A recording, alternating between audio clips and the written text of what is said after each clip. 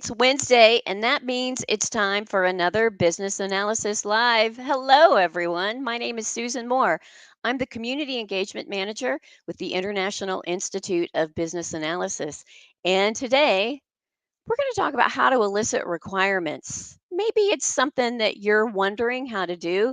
Maybe you're thinking, "Whoo boy, do we have issues around this?" Well, I have got some fantastic guests today that are going to talk about that. And you know what? This is going to be a crossover episode because they have a podcast as well. And this is a topic that is really of interest in their space. So I'd like to introduce Chandra Wabshall and Paul Help Cooper from the JDE Connection podcast. Hello, Yay! guys. It is so nice to have you guys on. We had a chance to meet earlier this year, and I have listened to your podcast. You talk about business analysis a lot. So, welcome. Thank you. It's Thanks, such a Susan. pleasure to be here. Yes. Well, for our audience today, even though they know me, I'm going to do a little introduction of myself and this podcast because this podcast is also going to be shown in your Spotify account. Before I go there, though, Chandra, maybe you start us off. Tell us a little bit about you and maybe a little bit about the podcast. Sure thing. So I am a senior business analyst with Brightview Landscapes, but I began my career as an accountant, and I consider myself to still be recovering. So I made the move into IT, or the dark side, depending on how you refer to it, back in 2016, really as a way to, I don't know, engage my inner geek. I had found myself getting more technical over the years in my accounting roles and understanding specifically within JD Edwards, kind of the inner workings of it. So I have a vast array of experience within different modules. Financial is my baby, my background, obviously, but I have some manufacturing, procurement, sales orders, contracts, a little bit of job costing. So that's kind of me in a nutshell. Ooh, oh my gosh. Yes. All right. Paul, Okay. how about you? Well, my name is Paul Hout Cooper. I'm the Vice President of Product Development at Oracle for JD Edwards. So I have been in the product development arena since I actually graduated college. So since 1997, I've been here at JD Edwards, working at JD Edwards, started as a product developer, working in manufacturing, and then developed applications throughout the product suite, and then made the mistake, some might say, of getting into management, which is probably the real dark side that Chandra is referring to. Who knows?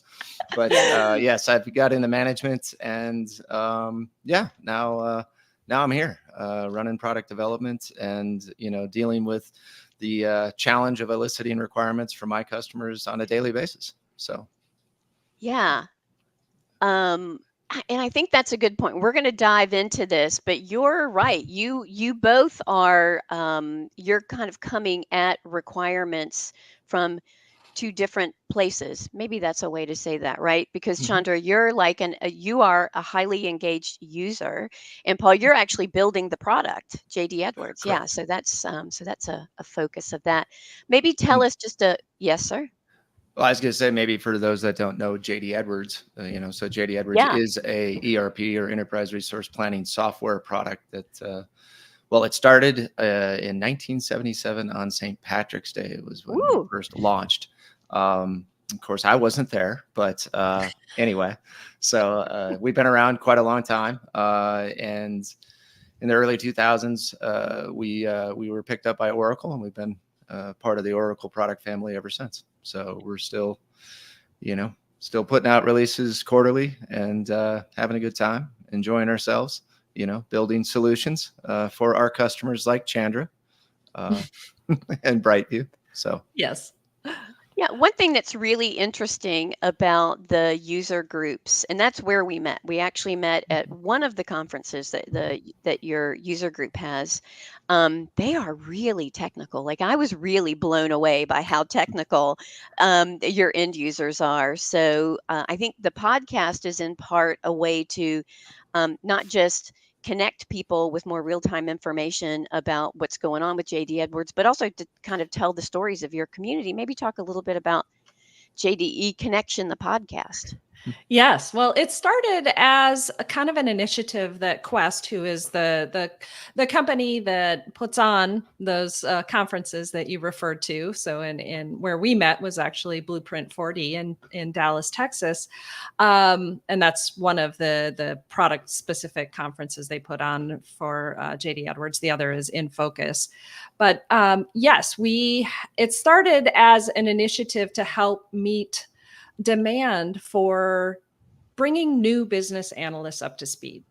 The JD Edwards community is approaching retirement. A lot of people are approaching retirement, right? So there's a wealth of knowledge. There is so much knowledge in this community, and how do we transition that knowledge into the newer people that are joining the community, or those that are maybe like me, where they're transitioning from the business into more of a technical role? Mm-hmm. So we started this. Actually, this started as just kind of a conversation between Paul and I, where it was like, well, how can we maybe help? What could we do? And I threw out this crazy idea of a podcast, and 31 episodes in. So it not only as a way to educate about the product, like we're doing a series right now where we're covering a lot of the modules and kind of giving a high level overview of what they do. But then we also bring on guests to talk about what they're doing with the software. And we're bringing in representatives from Oracle as well.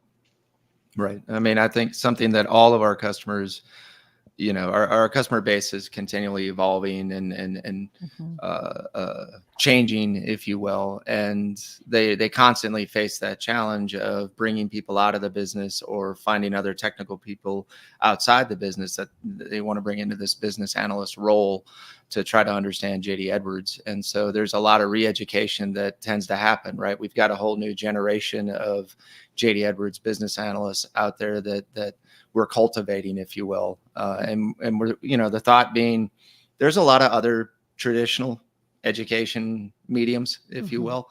Podcasting wasn't one that had necessarily been tried yet, to our knowledge. So we thought, hey, why not try to reach this community from a different angle and see if we can't, again, help plug that hole, but serve the community, as best we can. So. And for those that are watching and listening today, by the way, we are live and we're going to take your questions. So don't forget, you can pop that into the comments. We can see it, and we're going to answer some questions today. But for some of you, you may be wondering, what does Business Analysis Live and IIBA specifically have to do with the JDE Connection? Well, so Business Analysis Live was started to be a conversation with the broader business analysis community about what do business analysis professionals do? What are topics that are of interest to them? And coming at that really is just a practitioner talk. To give people just a little bit of insights into the work that we do, the challenges we face, maybe some kind of interesting things. And so we've actually been connected to the JDE Connection because you guys very often feature business analysts on your podcast to talk about what do you do? What are the challenges you face? So I don't know where Paul went. I'm sure he'll be back. Yes, I think I lost my camera. I apologize. I was like, the camera seems you froze there for a moment. Yeah, that's just a reminder. We're live. We're live. And these things happen. So, so that's kind of why we were doing this crossover episode today. So, we'll be talking about how to elicit requirements from a couple of different angles. So, anything you guys want to say before we start talking about the fun of eliciting requirements? No, let's get into it. Let's do it. Let's do discussion. It. I'm excited. All right. I know when we were getting ready today, boy, were we chatty. We were like, oh my gosh, it's time to start. Because there is so much is so much commonality between the work that both of our communities do. One of the things that I was telling you guys this morning, we picked how to elicit requirements, and I think in a lot of places they might also use that phrase requirements gathering. So maybe one question that this community has is, why elicitation? Why do you use that word? Um, and so part of that was to distinguish that elicitation is about drawing out of information, uncovering information. I mean, I don't know how often we can just we work with our stakeholders and they're like, got this. Here's my requirements, right? You're usually really having to do some gymnastics. Do you to get that information? What do you guys are laughing, so I figure you know what I'm talking about. Oh, no, I mean, my customers are perfect. It's amazing. They just call in and I mean, they just lay it out there. And, now They're like, with, requirement for yeah, you. I mean, I never have any questions. I never have to follow up. We've just gotten so good at this, so polished at it over the years that they know how, exactly what I'm going to ask. So they answer those questions beforehand. They put it in a perfect format. I mean, I feel like with the AI tools we have today, I'm going to eventually just be able to feed that straight in and boom, product is just going to pop out. No Yeah, problem. boom. Why do you even need them? I've got Chat GPT. That's good. Yes, and same. Mine always come to me with clearly defined requirements. That's absolutely the case. And I just transfer those right all over to Paul and say, here, Right. this is what I need. In the form of solutions. I believe that was one of the Exactly. Never Well happened. framed solutions. Yes. Yeah, so I think that is part of the challenge of what we do we almost have to learn a different language, because I think a lot of times our stakeholders often do come to us with, here's what I want, not realizing they're describing the solution. Mhm. That's common. Yes. Yeah. Yes. Yeah. I mean, to What do be you fair, I think a lot of our stakeholders, I mean, it's not, I don't know about you too, but I don't remember having classes. I came up through business school and I don't remember having classes in accounting or in finance or in sales that said, and oh, by the way, here's a class on when you talk to IT, here's how you state your requirements, right? Mm-hmm. You didn't get that class. And so even on the other side, obviously we have classes around gathering requirements or whatnot, but it becomes, how do we actually coordinate this exchange, right? Because it is somewhat unknown, right? It's unknown territory, unfamiliar territory. Yeah, I feel like we we think that it is just easy to go ask, and I know early in my career I would work with people who would say, just ask them what their requirements are, which is just an invitation to for bad news. But I think you guys have a particular challenge because you've got a user base that really knows your product. And Hmm. so very often, I bet you they do give you requirements as the solution. Hmm. Um, what have you guys tried? When you've got a customer who comes to you with the solution in mind, and you're not so sure that's right. Like, what are some things that you guys have tried, I think successfully or not? one of my favorite tools is, what is your end goal and what are you really trying to accomplish? Mm-hmm. Is one of my favorite questions to ask, to really get them to, I don't know, back up the trolley, if you will. Let's start at the beginning. I want to know what is your end goal and what are you trying to accomplish with this requirement that oftentimes does look like a solution, because I also don't want to put them down for bringing something to me, right? I want them, I want to continue to have that trust that my users will come to me. And if I just say, well, that's not a requirement, that's a solution, that's not going to go over very well, and it's not going to keep the relationship that Yeah. I Well, yeah, want. yeah, right. And the other part of that, I mean, it's not challenging the solution. I think Mm. that would be the point. Don't challenge the solution, but inquire on the end game, as you said, Chandra, because you can also phrase it as, I have to validate whatever solution I do end up providing you, I have to test. How am I going to make sure that this actually solves the problem that you're trying to solve if I don't know exactly what that is? So if you help me understand the benefit you're going to get from this and how this is going to help you and what this is going to help you accomplish, then when I go to implement it myself, I can at least do that validation. Now, through that course, there may be other ways to solve this and we can get there. But it's not such a direct way of saying, hey, why don't you just focus on telling me what you want and I'll figure out how to do it. That doesn't work, right? That Yeah. Well, and back to that emotional intelligence. that can Right. lead to some really awkward, uncomfortable moments. Don't you tell me what Mhm. the solution is. I'll tell you. Let's just stick to the requirements. I think oftentimes when I've worked with, and I have worked with commercial off the shelf products before, not JD Edwards. But what I found is that very often, because I had end users and customers who really knew that product, sometimes they would share with me what they thought the solution was because that was how they were envisioning their Mhm. future state. So they could literally Mhm. see themselves in that future world of this is how I will use the system, or this is how I will feel when I use the system. And so, Chandra, you brought up a great point about the relationship, maintaining the relationship. And Mhm. so, very often, I have always felt like what you need to do is just meet them where they are. If they're in the Yep. future, that's fine. You don't have to commit to that future, but you can very tactfully say, let me understand a little bit more about how you got there. If you don't mind, let's go backwards a little bit and tell me, how does that start? What are you seeing? And I think when you can create that safe space and you do it in a Mhm. respectful way, I think that they are willing to have that conversation. And I think that's how you elicit that deeper information. Um, so, Yes, Absolutely. the power of asking additional questions to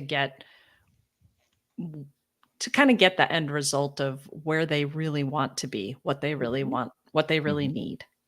It's being able to ask a lot of questions. Yeah, and I think one of the other techniques that we've talked about in our podcast was kind of playing dumb as well. Mhm. So Mhm. sometimes it's just, it adds a little layer of humor, but humility, if you will, to just say, look, just treat me as if I don't know anything about the product, as if I don't know anything about what you're doing, and I'm seeing this for the first time, and just explain it to me, and that turns them into an expert, right? They now get to be a subject matter expert, and who doesn't like to share what they know, right?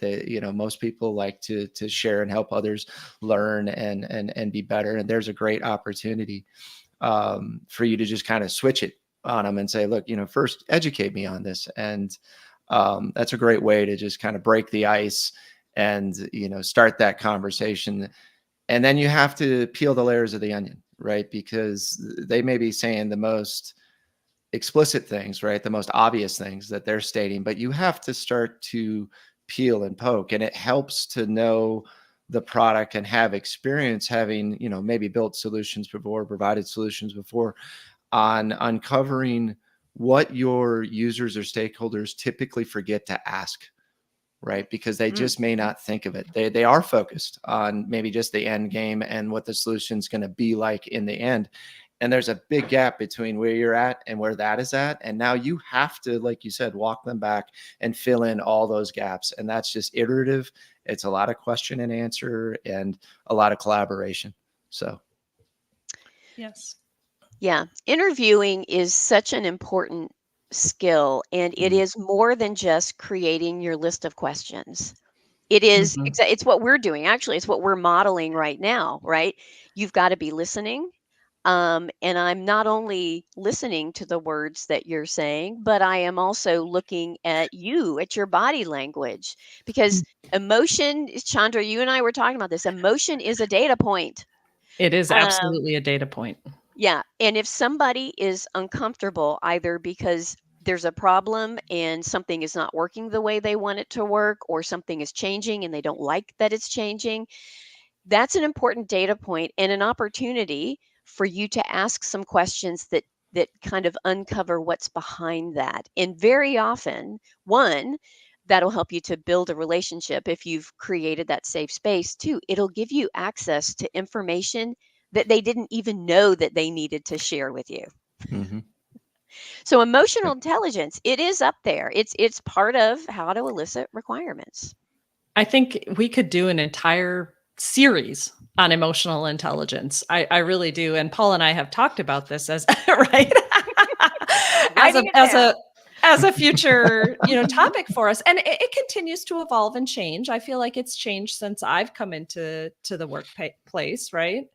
And I feel like it is so important, and we don't do enough education around it to Yeah. be able to offer that supportive environment for people to feel comfortable, to really, it's almost like being a therapist. Tell me what your problems are, to That's a right. certain degree, right? I'm just a Mhm. therapist in a business for users. Maybe I need to go to school for that right now and get that license first, and then I can. Yeah. We do kind of occupy that space a little bit. Yeah. Right. Yeah. Yeah, Yeah. absolutely. We want them to feel comfortable. We want them to feel that safe, secure environment to be Mhm. open and honest and almost vulnerable with us, to Yeah. share when there is an emotion that is negative, that might be somewhat triggering, because change can be very hard for people. And that can be impacted by so many things, not just internally, but externally.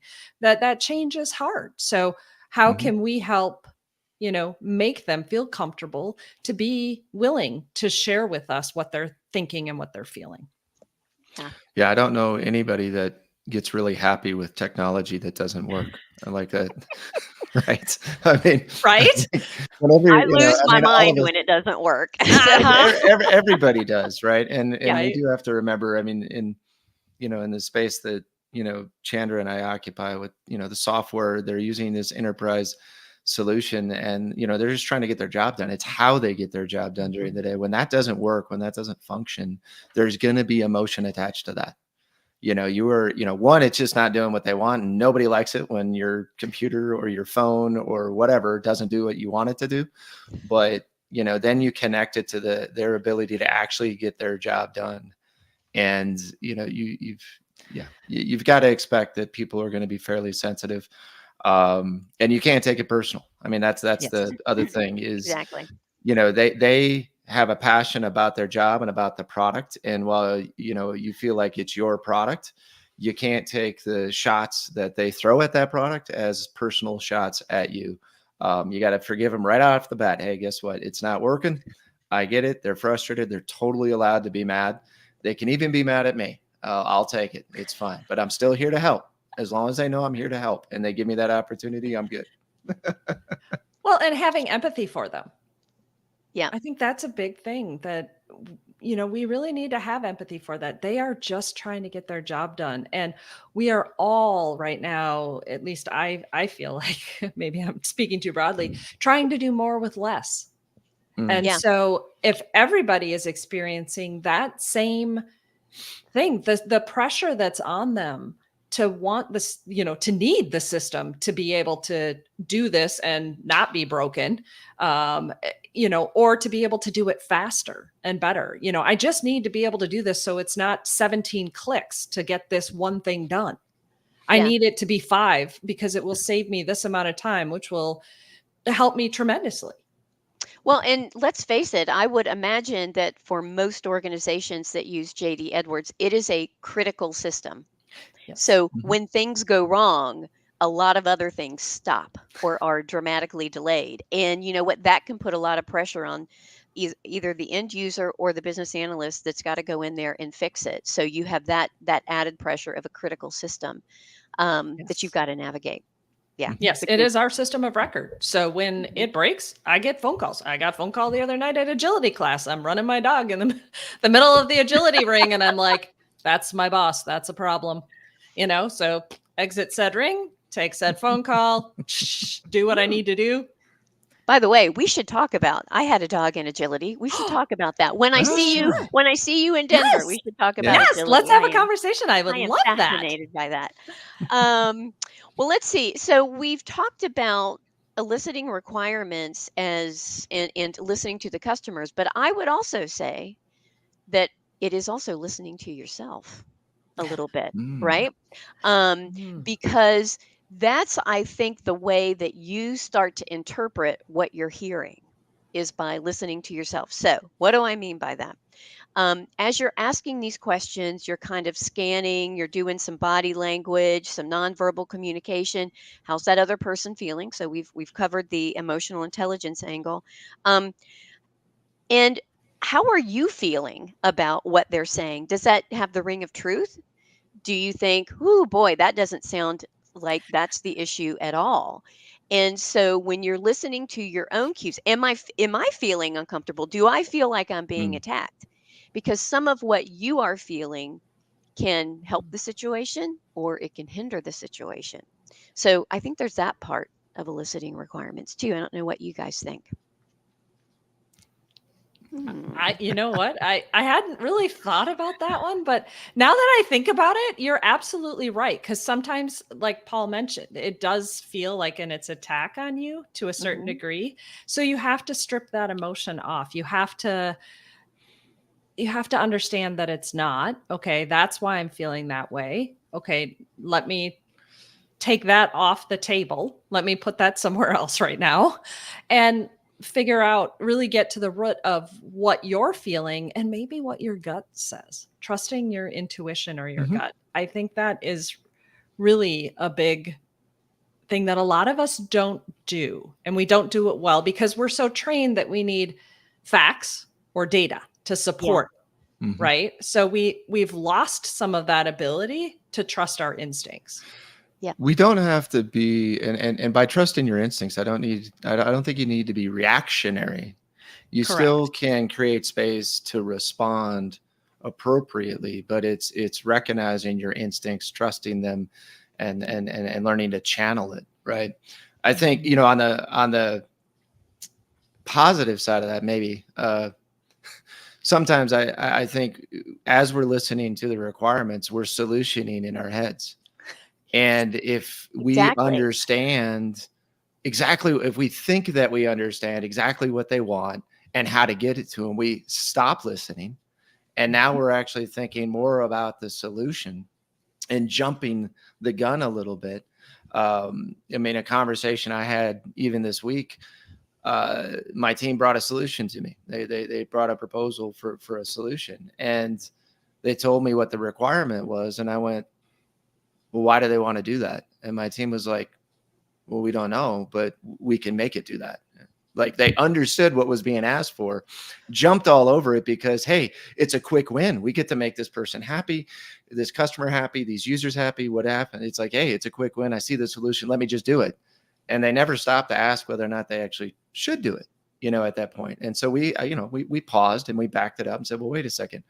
What are the risks involved in doing this? And what is it that they're actually trying to accomplish? Is this the right solution? So again, listening to yourself, I think we all love to solve problems. And Yes. sometimes we can almost cloud our own minds, right? And shut off our own, or, we just stop listening and we get tunnel vision because we're onto a track, we're onto a solution. We might be able to get this conclusion. And when we're doing more with less, getting to that conclusion as quickly as possible seems to be the priority. So Yeah. we're even motivated to do that. Yeah. I think that's an interesting perspective, right? So having those awkward conversations with a customer, don't tell me the solution, tell me your requirements. But you might also need to do that with yourself. With Self, yourself. don't tell me the solution. I need to be present for the requirements. Be present. Exactly. Yes. Exactly. Yes, it's very true. I know I have found myself jumping to the conclusion, and you're right. You do stop listening. You do stop hearing them out to realize, wait, the solution I just jumped to is actually not the best solution. Yeah. Yeah, that's right. So Yep. being present. So let's, you know what? Oh boy, we have a ton of questions. Have you guys been seeing all the comments coming in? Let's take a couple of Oh questions, my although goodness. I'll ask Yes. you, yeah, let's go. I was going to ask if you guys want to follow up with anything, but I think we should just go to the questions because I've seen some good ones in there. All right. So here we go. Let's pop this in. This question is from LinkedIn user, someone who's not logged in, but that's okay. Thank you. How does the business analysis job begin after you join the company? So how does this role start? So maybe Hmm. explain um, maybe explain, let's see if we can kind of figure out the context for this question. But let's say that you were an accountant and moving into the business analyst space. How did that work for you, Chandra? Yeah, for me, so as an accountant at one of the companies I worked for, who was a JD Edwards customer, I started getting more involved in some of the projects that we were doing to enhance our financial reporting. And as part of that, I started getting exposed to tables, and I started getting exposed into SQL, and I started getting exposed into data relationships, and falls over. Yes, I was I like, got really excited. I was like, "Oh my gosh, this stuff is cool. It's kind of fun." And hmm. now I get to see how it works in the system, right? I just started tearing the layers of the onion back, if you will, peeling Mm, those layers back, and I got really excited about it and found out that I really liked understanding how it worked. Mhm. And so from there, I actually left that company and went on to become a controller at a non JD Edwards company. And I wasn't as happy. I'm other financial systems, I know, boo. right? Paul's giving me the big what? Why would you have done that? It's perfect. It's perfect software, he says. Um, so for me, I found that I really missed that. And so I started looking for jobs that, I didn't even know what it was at the time. Mhm. I just knew that I really enjoyed being more technical. And I actually had a recruiter approach me for this business analyst job at a JD Edwards customer, or, and I started reading the job description, and I went, well, I don't know how to write SQL.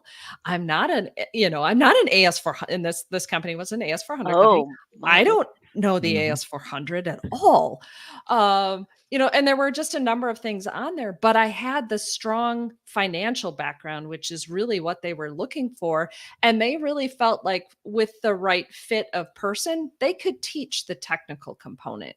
Mhm. That was their belief. Some companies do believe the other way, where they have somebody really technical and they can teach them the business side. And Mhm.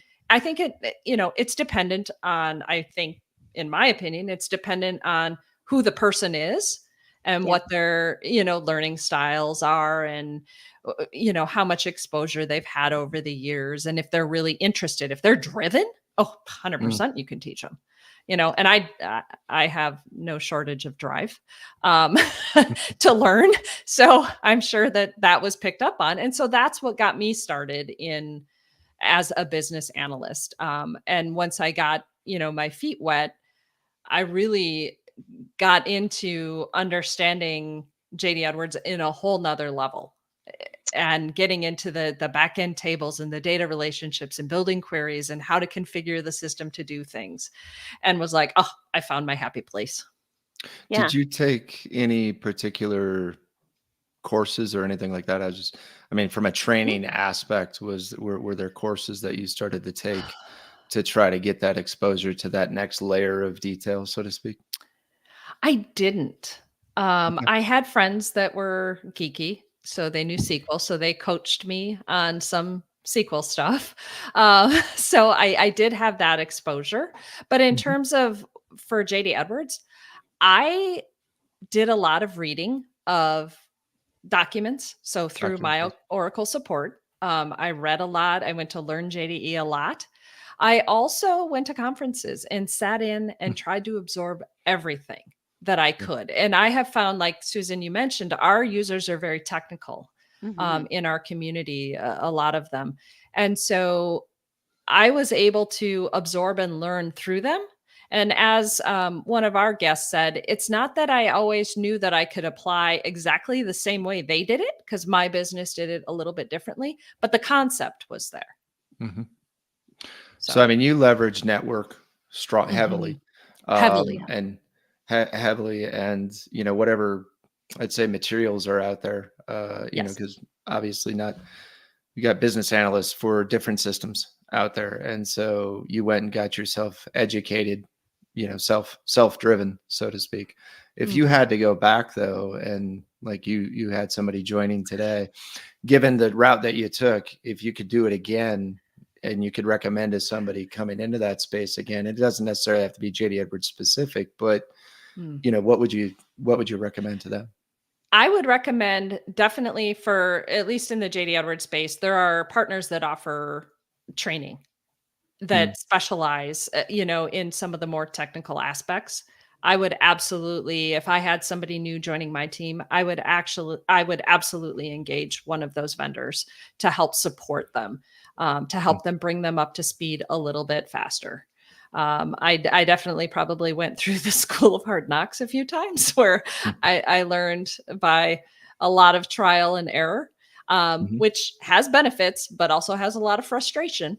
And I know there's a lot of us in the community that have learned that way. And I think that's part of why you see so many of us now and so many people at conferences presenting, because they want to share that and maybe prevent some of that frustration that some of us had to go through. Fair enough. So I know that, I've been to Blueprint. I'm going to In Focus coming up. And so I know that the Oracle user community has been focusing a little more on business analysis topics and maybe business analysis skill sets. I always bring up the big orange book. Whoop, here we go. The business analysis body of knowledge. Yeah, what would you say? Because coming up through the ranks, having been more of a subject matter expert that moved into this tech space, what about business analysis skills? Like, did you ever take any business analysis courses? I mean, just on business analysis. And yeah, I won't ask 5 questions. I'll just ask 1. Ding, ding, ding, ding, ding. Go. Yeah. Nothing directly. I took a project management course through my master's program, and I did get some exposure to questions that you might ask as a business analyst, because a lot of times project managers sometimes wear multiple hats and they act almost as a BA because they are eliciting requirements to make sure that the business is providing what they need in order to be able to make an assessment on a product. So for me, that was very helpful.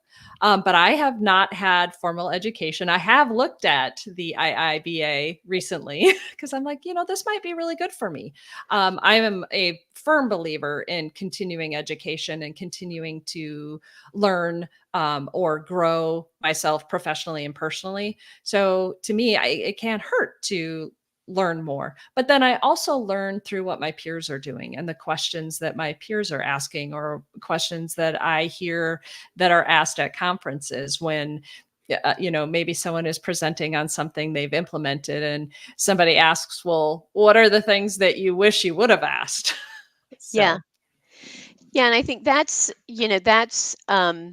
when you are working with a predefined commercial off-the-shelf solution, I do think that there are some structured ways that you will want to or need to ask questions in order to elicit that information. But, to your point, I think having good skills in interviewing, understanding what it is that you're trying to do when you're eliciting requirements can be a really helpful skill set. And so, part of what the business analysis body of knowledge does is it takes a look at some of the very common things, the common knowledge areas that most business analysis professionals do. And elicitation and collaboration, that is BABOC, chapter 4, really covers a lot of that information. So, and I tell you what, I'm going to keep going with these questions because I think you're going to see some additional shades of challenges of elicitation and collaboration. This one specifically is not about collaboration. It's anti-collaboration.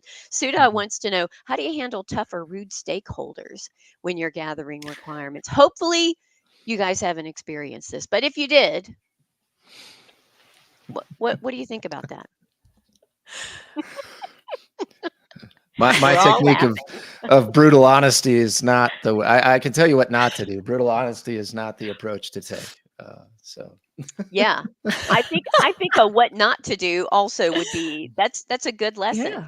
because I think we've all seen it or done it wrong at some point, and have had probably negative experiences.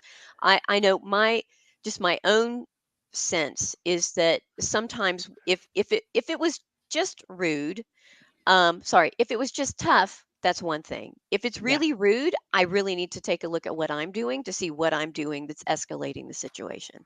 Mhm. Yeah, I would agree. It is looking at yourself to make sure you're not a part of that problem. But there are individuals out there that are just, they're wired differently. mhm, They maybe don't consider it as being rude. They consider it maybe like Paul, they're just being very direct. This is yeah, what I need, you know. So trying to strip out some of that emotion is, step back. Again, it's not a personal attack. Um, but I think finding a way to connect with them, honestly, that's maybe not necessarily all business. that's right. mhm. Being able to build that relationship, asking them how their weekend was, asking them, what they have on the plan for, maybe whatever holiday might be coming up or break, whatever it might be. It's trying to get them to know you as a person, because once you develop that relationship, you kind of look at it differently, where you don't want to treat somebody poorly, whether it's tough or rude, right? You Mhm. want to be able to know that they are a person, they have feelings as well. So just breaking down those walls and developing a relationship with them that is outside of necessarily work. Yeah, yeah. I've just put up. I say this all the time. Business analysis is a relationship business. Business. Yeah, Mhm. Yeah. because that's a big part.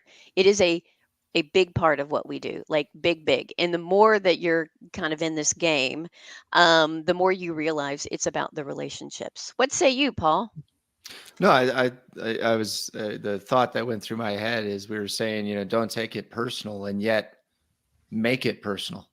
I mean, is what Chandra Mm-hmm. just kind of recommended. You don't want to take what they're saying or how they're treating you personally, because whatever's motivating them likely has nothing to do with you. But if you can make it a personal conversation and break down those walls, I think the tone tends to change as well, right? And it is so important to keep focused though, on the end game, and try to keep your own personal emotion out of it.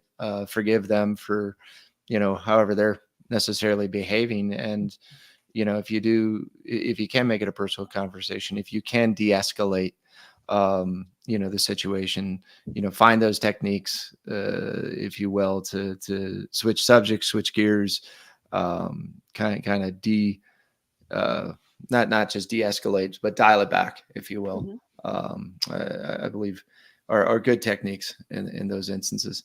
But you also have to, I think, sometimes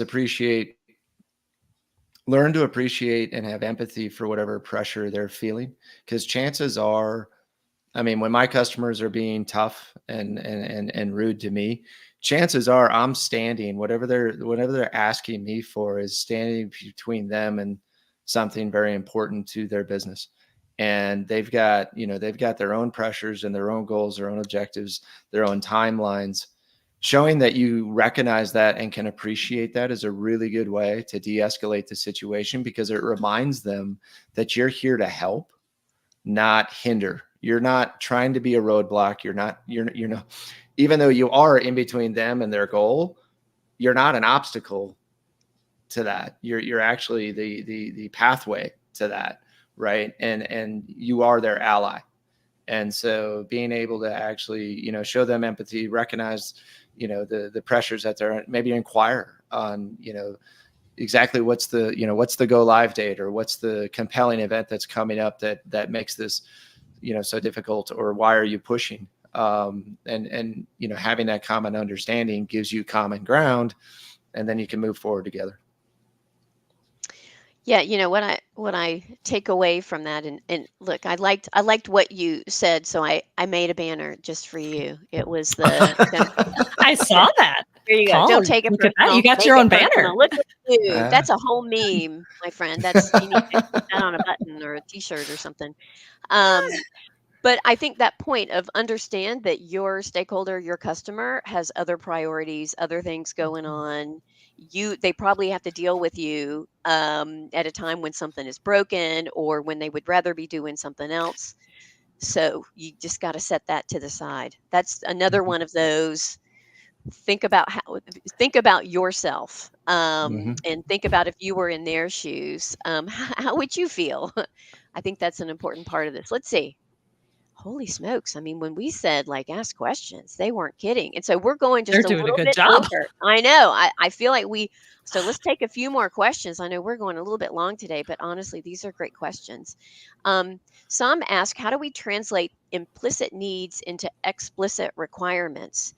Um, I think this is one of the things I know that we kind of talk about in the business analysis space. It's that uncovering of information because not Mhm. everybody.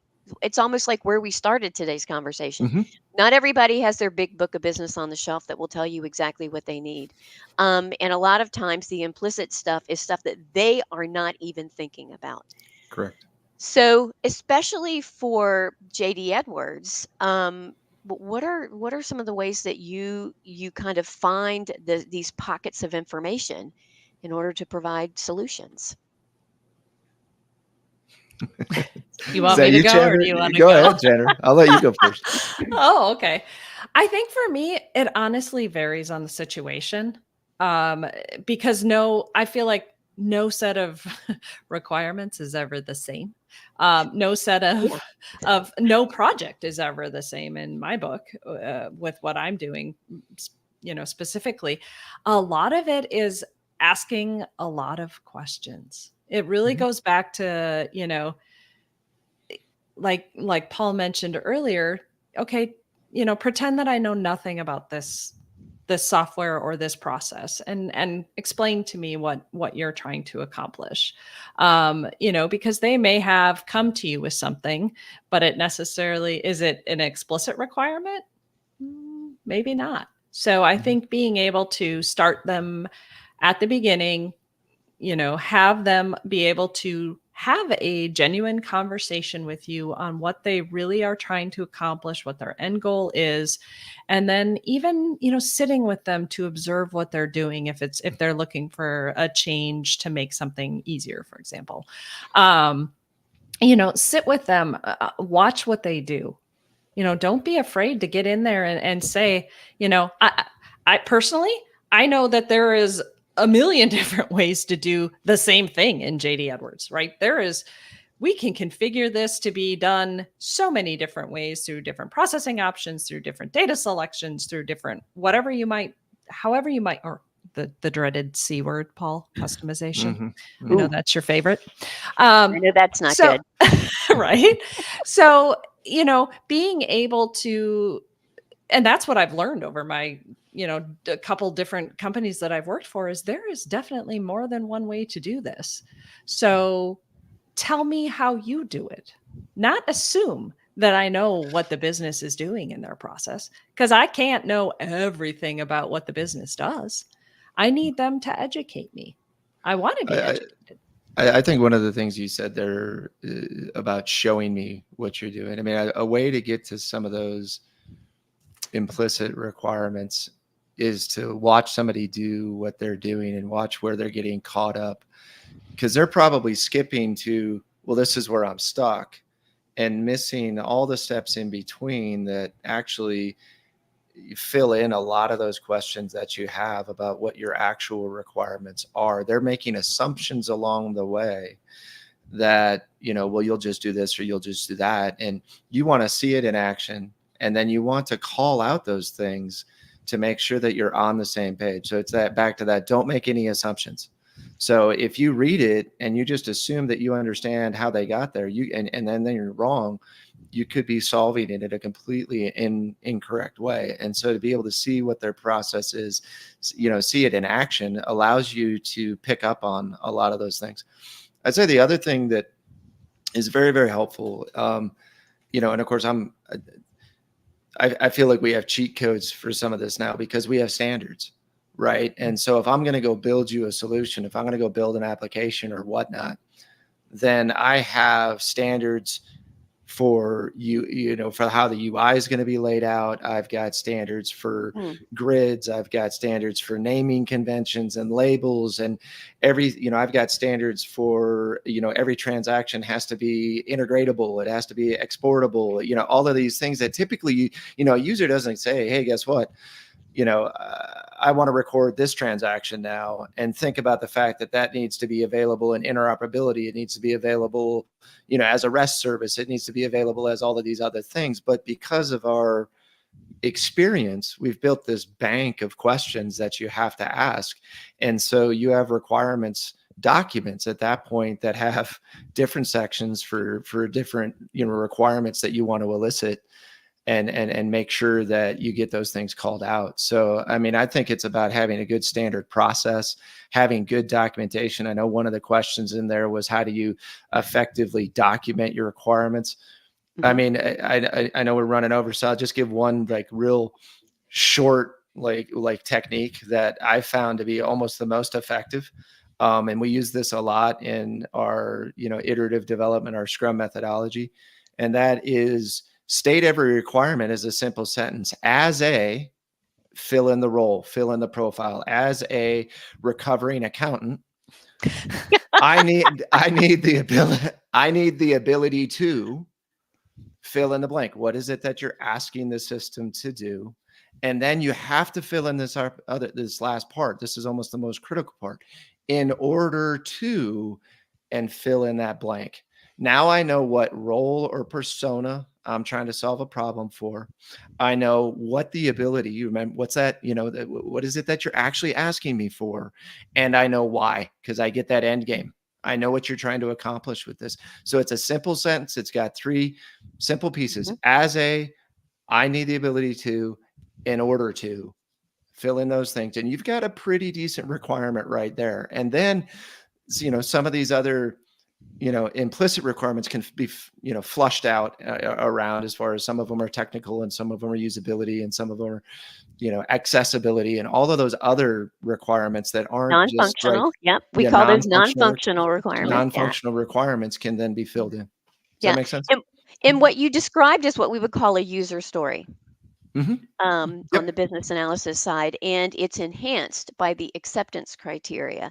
So, given those things that you've just described, the role, the what, and the why, then we also talk about what would need to be true in order for you to accept that. The other technique, by the way, that you 100%. guys described is observation, which I think is an unsung hero, because we often think, oh, well, yeah, I see things and I write things down. But observation, the technique, is about seeing and interpreting. And that's really what you're doing.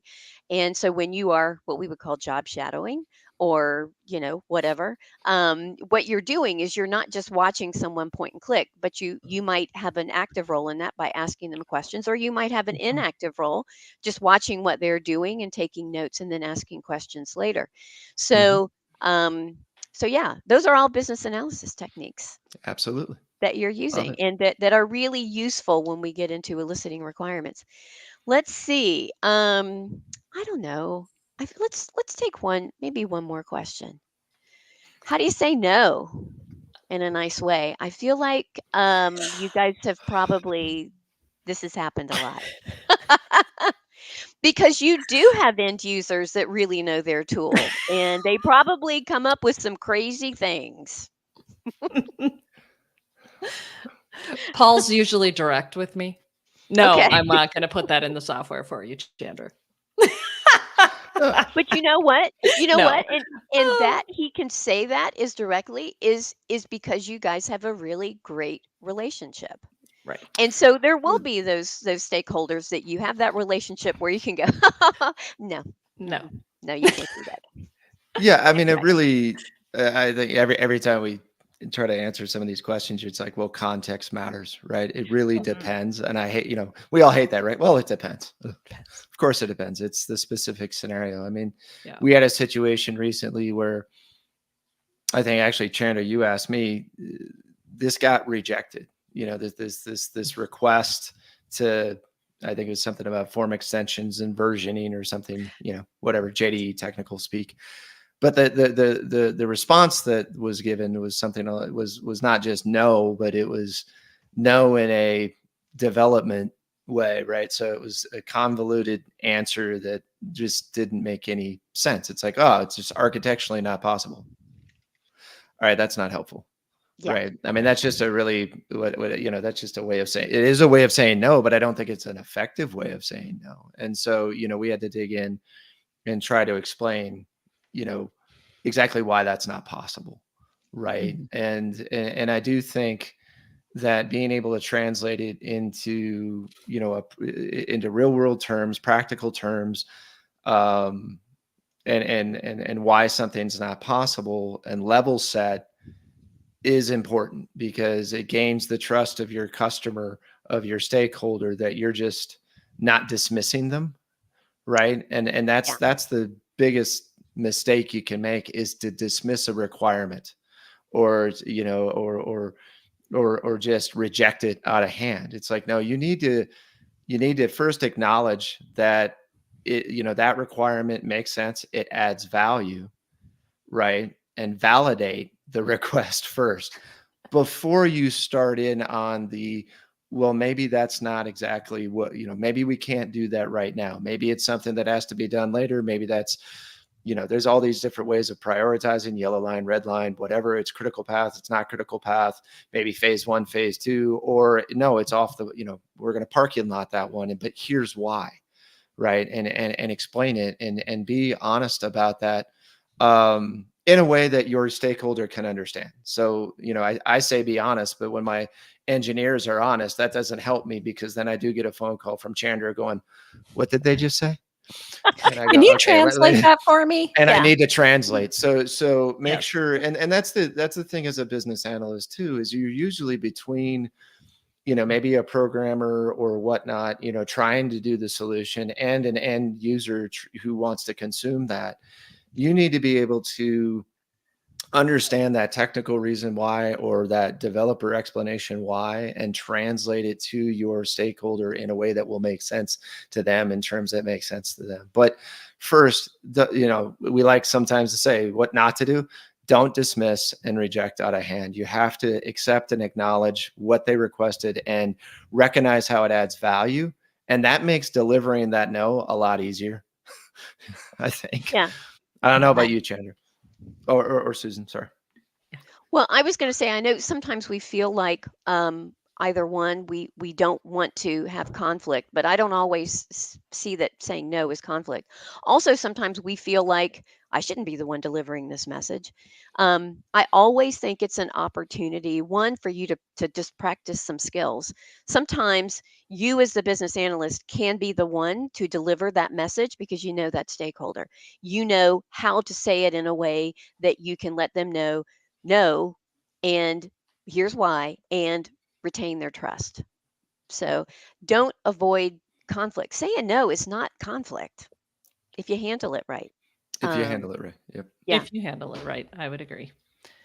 yeah, It is knowing your audience, right? Knowing how Mm. to say no, having built those relationships, and sometimes it's a no, but like Paul said, this hmm is phase two. But I would love to accomplish this. Be able to give this to you. Can we put it in phase two? Being able to have those discussions. Like, I understand that this is very important to you. Again, turning on that empathy. I understand this is very important to you. You see this as a very critical path. However, insert XYZ reason here, whether it's resources or whether it's, just not being able to, now it's a scope creep issue. um, I understand this is very important to you. Would it be okay if we instead place this in phase two, and it'll be the first thing that we tackle once we get the project into production? Mhm. yeah, yeah. And these kinds of conversations, I think, are where business analysis professionals can really shine. The communication is such an essential part of our job when you can do this Mhm. well. It's not just about eliciting those requirements, it's Mhm. also about all stakeholder communication is really important for business analysis professionals to do well. That's our 100%. space. Yep. Yes. Yep. All right. We did go over, but honestly, this has been a great conversation, and I can't wait to see you guys in Denver because Yes. we're gonna Yes. have even more conversation. So I'm gonna do here. I'm just gonna do a little bit more information if people want to find you. The JDE Connection podcast. I know you're on Spotify. You're probably anywhere where you can find podcasts, Correct. right? Yep. Correct. Yeah. Wherever you consume your podcasts. And I know this is a little bit of a long link, but if you are interested in learning more, the JDE Connection is part of the Quest Oracle community. There's a lot of things that are going on. Super active user community of JD Edwards professionals who do business analysis and all other kinds of roles as well. Yeah. So Yes. Yeah. get involved. If you are a JD Edwards business analyst, you should get involved with that user community.